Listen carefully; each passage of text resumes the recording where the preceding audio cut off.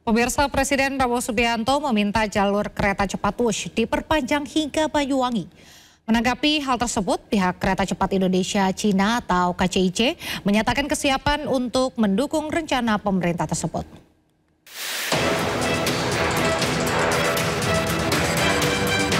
Polemik utang kereta cepat Jakarta-Bandung Wush akan segera berakhir.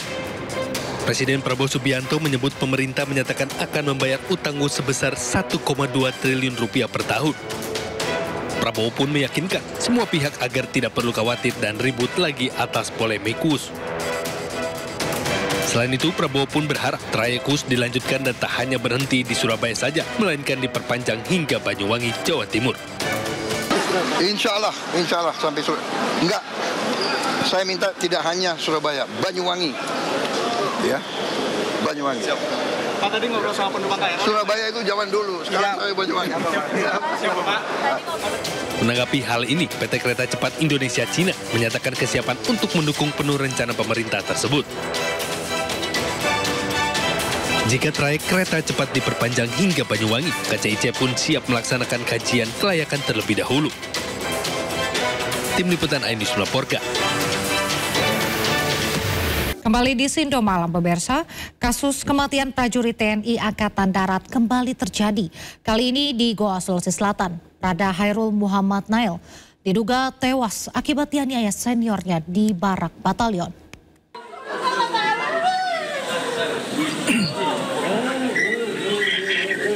Anggota TNI Prada Hairul Muhammad Nail diduga tewas dianiaya seniornya di barak Ion Arhanud 4 AAY di Kabupaten Goa, Sulawesi Selatan 11 Oktober lalu. Korban sebelumnya sempat dibawa ke rumah sakit Syekh Yusuf Goa. Namun pihak keluarga menemukan kejanggalan atas kematian korban dan meminta autopsi dilakukan di Rumah Sakit Bayangkara Polda Sulawesi Selatan. Pihak keluarga meminta polisi militer terbuka terhadap hasil autopsi korban. Sangat berharap sekali agar kiranya pihak polisi militer, penyidik khususnya yang menangani kasus ini agar bisa memberikan secara komprehensif tentang atau terhadap hasil otopsi adik kami.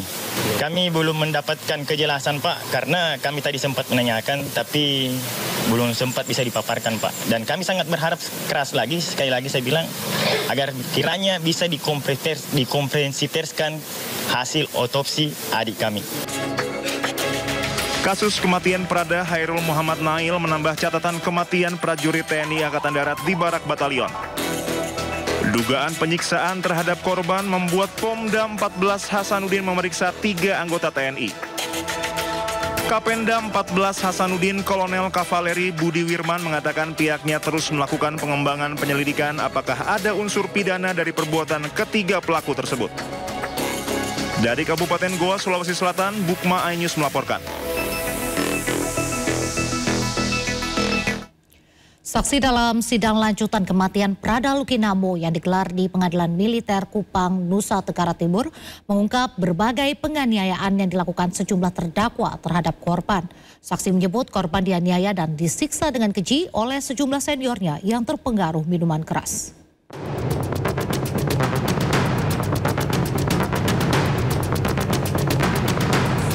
3 saksi dihadirkan secara langsung dalam sidang lanjutan kematian Prada Lukinamo yang digelar di Pengadilan Militer Kupang, Nusa Tenggara Timur. Ketiganya bersaksi untuk 4 terdakwa, yakni Pratu Ahmad Adha, Pratu Emiliano D. Araujo, Pratu Pertus Nong Brian Semi, dan Pratu Aprianto Rede Raja. Dalam keterangan salah satu saksi menyebutkan mendiang Prada Luki dan Prada Richard sempat dikurung di rumah jaga dan dianiaya. Dalam penganiayaan itu, keempat terdakwa dalam kondisi pengaruh alkohol. Selain memukul, para terdakwa juga meminta saksi untuk mengambil cabai dan menghaluskannya, lalu dioleskan pada luka kedua korban. Cabai sementara. Saya tapi apa ya? Ambil ke dapur, siap. Karena setahu saksi cabai itu hanya di dapur, siap. Oke, berapa menit itu ambilnya? Sekitaran 2 atau 3 menit. Terus kembali lagi, siap. Bawa ini tak apa-apa. Siap, tak apa. Setelah itu, setelah ada izin cabai sama ini sudah ada. Siap. Apa kata perintahkan ulang. Jadi digiling diulang sama petugas. Digilingnya di mana? Di lantai, karena ada. Di lantai itu, karena itu lantainya seperti ini ya, keramik ya, warna putih. Digiling, campur garam. Selain 3 saksi yang dihadirkan langsung di persidangan, 2 saksi lainnya dari tim dokter RSUD Airamo, yakni Dr. Kandida Bikinan Uga dan Dr. Gede Rastu Adu Maharta mengikuti secara daring. Saksi dokter mengungkap ditemukan adanya luka di sekujur tubuh Prada Lukinamo. Prada Lukinamo merupakan prajurit dari Yonif TP 834 Wakangamere yang meninggal dunia pada 6 Agustus lalu diduga akibat mengalami penganiayaan di dalam barak oleh para seniornya. Prada Luki sempat dirawat secara intensif di ICU RSUD Airamo Kabupaten Nagekeo sebelum akhirnya meninggal dunia. Sebanyak 22 senior dan atasan Prada Luki menjadi terdakwa dalam kasus ini. Dari Kupang, Nusa Tenggara Timur, Eman Suni, iNews melaporkan. Sementara itu, Kepala Staf TNI Angkatan Darat Jenderal Maruli Simanjuntak angkat bicara terkait sidang lanjutan kasus pengeroyokan yang menyebabkan Prada Lukinamo tewas yang diduga dihajar oleh 22 orang seniornya. Kasat memastikan tidak ada intervensi dalam persidangan kasus tersebut. Jadi semua itu kan ada sidangnya, yang itu sidang juga tidak bisa kita intervensi. Ya, sidang itu bagaimana bukti-bukti, saksi-saksi berarti dia harus bertanggung jawab. Kan ada prosedurnya kalau yang namanya menuntut, kalau dia tidak mendapatkan, tidak puas ya dia banding, itu kan ada prosedur.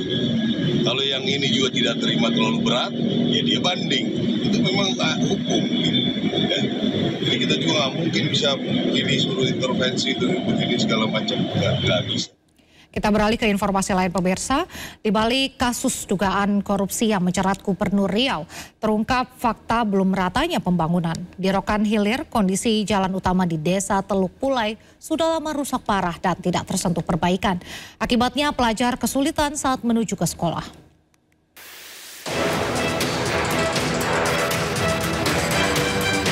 Jalan Datuk Raja Ali di Desa Teluk Pulai, Kecamatan Pasir Limau Kapas, yang berada di pesisir laut Rokan Hilir Riau, kondisinya sangat memprihatinkan. Jalan utama desa tersebut rusak parah, dan untuk menyambung jalan beton yang sudah terputus, warga terpaksa memasang kayu. Akibat rusaknya jalan, Desa Teluk Pulai nyaris terisolir. Anak-anak yang akan ke sekolah terpaksa turun dari motor saat melintasi jalan tersebut. Saat pasang laut tinggi, jalan yang rusak parah itu hilang terendam banjir, hingga untuk menyeberangi genangan banjir, orang tua terpaksa menggendong anaknya. Pemerintah Desa Teluk Pulai tidak berani menggunakan dana desa untuk memperbaiki jalan rusak tersebut karena melanggar aturan dan juga tidak diizinkan oleh Pemkab Rokan Hilir. Berharap sangat perlu perhatian khusus kepada pemerintah daerah, kalau perlu sampai ke pemerintahan pusat, coba tolong untuk infrastruktur jalan lebih ditingkatkan lagi, kan gitu, lebih diprioritaskan lagi, karena ini mau seperti apapun desanya, maju desanya, berkembang desanya ataupun hebat masyarakatnya, kalau infrastrukturnya jalannya tidak bagus, tak ada hasilnya. Jalan menuju ke Desa Teluk Pulai awalnya dibangun pada tahun 2003 sepanjang 5 km. Dan tahun 2005 pembangunan jalan desa selesai. Namun setelah lebih 20 tahun dibangun, jalan utama di pesisir Rokan Hilir tersebut tidak pernah diperbaiki. Dari Rokan Hilir Riau, Diki Kurniawan, iNews melaporkan. Informasi berikutnya, Komisi Pemberantasan Korupsi menyatakan penyelidikan dugaan markup kereta cepat Jakarta-Bandung atau WUSH tetap berjalan. Meski Presiden Prabowo Subianto menyatakan akan menanggung utang WUSH, Wakil Ketua KPK Johanis Tanak menegaskan penyelidikan dugaan markup proyek WUSH tetap berjalan. Penyelidikan untuk memastikan ada tidaknya dugaan tindak pidana korupsi terkait proyek tersebut. Tanak meyakini Presiden Prabowo akan legowo menerima jika ditemukan dugaan tindak pidana korupsi karena pemberantasan korupsi menjadi program unggulan Presiden.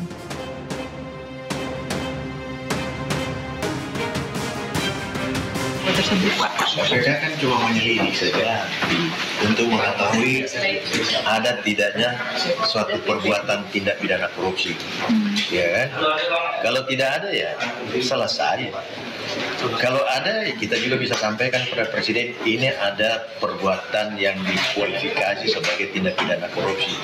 Ketika ada, tentunya Presiden juga akan menerima, karena beliau sudah mengamanatkan dalam asta cita ketujuhnya tentang pemberantasan tindak pidana korupsi.